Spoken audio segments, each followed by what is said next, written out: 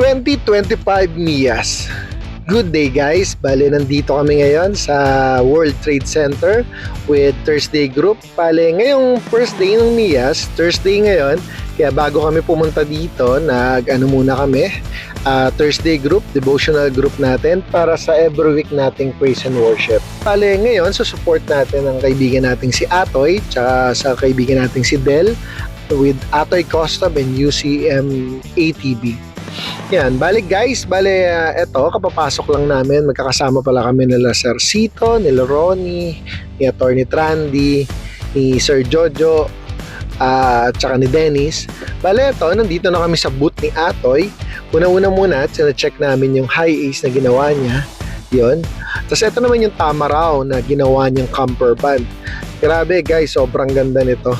Sana makadaan kayo rito sa Mias para makita niyo yung booth ni Atoy. Kasi ito, dito, pinapakita lang ni Atoy kung ano yung pinagkaiba ng dalawang upuan, yung Atoy custom na gawa na upuan, tsaka yung isang original na upuan ng Toyota. Guys, ito, tinry siya ni Sir Cito. Siyempre, approve naman tayo.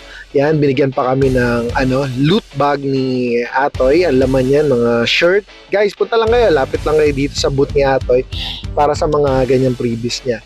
Try naman ni Sir Jojo yung camper van niya. Pinapakita lang dito na may CR pa, may dalawa pang tulugan. Tapos ito naman, dito naman nagpunta pa kami sa ibang booth, sinisilip namin yung iba pang booth. Pero ang totoo, padiretso na kami rito sa may kainan.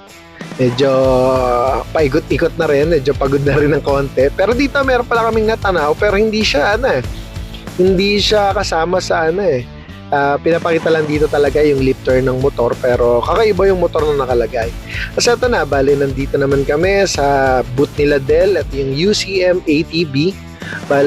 Guys, pagka kailangan nyo ng mga ATV tsaka mga jet ski, ito naman yung puntahan natin, support natin yung kaibigan natin. Guys, dito sa UCM, meron silang, kung di ako nagkakamali, country club sa Tanay, tsaka meron pa silang isa pa Teka, papakita ko sa inyo rito. Ito yung mga naman nila. Ito yung mga pwede nyong puntahan na UCM na Adventure Park. Yan guys, dito medyo marami-rami silang product. Pati pang exercise meron sila rito, parang gym equipment, ATV, jet ski, pati yung ito rin yung ito yung motor ni President Duterte dati. Yan, naka-display din dito. Pagka gusto niyo punta lang kayo para makita niyo siya. Ito guys, nanlibre si Sir Cito ng lunch. Thank you Sir Cito. Yan, tapos na kaming kumain yan. Medyo nabilis lang yung picture namin. Tapos ito, guys, tinitingnan ko rin yung mga iba pang mga product dito. Pwede nyo ikutan to, yan, mula sa gulong. Tapos yan, bumalik uli kami kay Atoy. Chine-check din namin uli yung kung gaano ng karaming mga tao. Pero guys, dito sa first day pa lang ng Mia, sobrang daming tao na, lalo pa siguro kung sa Sabado-Linggo. Yan guys, dumaan din yung presidente ng Toyota para makita rin yung mga gawa at likha ni Atoy siya. Sa main hall naman ng Mias, dito naman nakakalagay yung mga mga brand new units na ito yung mga ila-launch pa lang nila. Nandito yung Nissan, yung Great Wall. Ito pala, nakalimutan ko anong brand to. Tapos dito naman meron dito rin yung sa Kia. Ang ganda ng display nila, puro white. Guys, tapos dito napadaan kami sa kaibigan ni Sir Cito. Ito yung Poton. Guys, nire-recommend ko sa inyo, check nyo yung pickup ngayon ng Poton. Hybrid siya, tapos sobrang ganda ng design. Tapos sobrang laki rin niya. Dito, ang daming tumitingin doon sa pickup na yan. Sobrang laki niya, para siyang Tundra na parang F-150. Guys, check nyo lang siya, sobrang ganda. Tapos dito, napadaan din kami sa lugar ng BYD. Yan. Ito, isa to sa leading na nagbebenta ngayon ng mga electric vehicle na affordable. Guys, dito naman tayo kay Sir Sam ng Concept 1.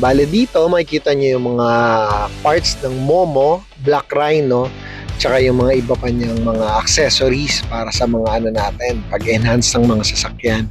Bale guys, support lang natin si Sir Sam ng Concept One.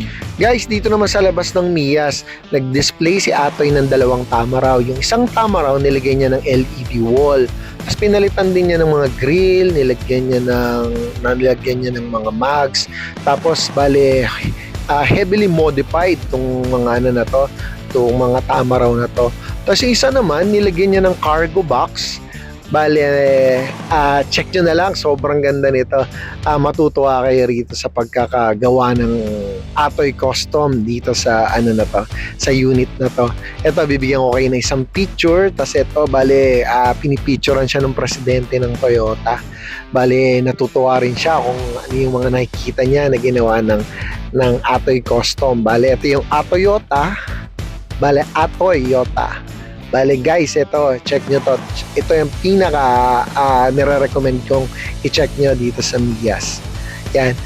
Bale, ito, pinapaliwanag pa ni Atoy kung ano yung mga iba pa niyang mga available na product. Tsaka available na product, na flarings, tsaka mga pang-upgrade sa ano ngayon, sa 2025 na ano, na Tamaraw. Bale guys, ito na yung end ng video natin. Bukas ulit, gawa ulit tayo ng video para sa second day ng Mias. Bale sa second day ng Mias, itry natin isa-isahin or i-picture yung mga magaganda pang mga gawa ng mga kaibigan nating mga Pinoy. Yan, bale guys, iwanan natin to sa pinaka-last ng video ng unit ng Poton. Grabe, ito yung sa magandang pickup dito. See you guys next time ulit. Bye-bye.